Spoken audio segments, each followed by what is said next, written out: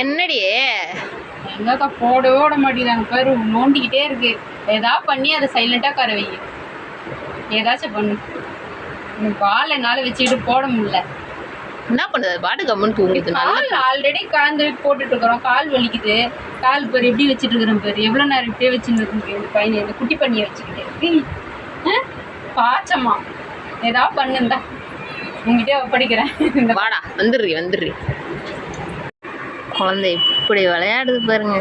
அவள் எதாவது பண்ணுன்னு கொடுத்தாளா, எனக்கு வேறு படிக்கிறதுக்கு வேலை இருக்குதா, சரின்னு ஒன்றே நான் பண்ணேன். டக்குன்னு எடுத்து அதுக்கு ஒரு கேமை போட்டு வச்சேன் பாருங்க.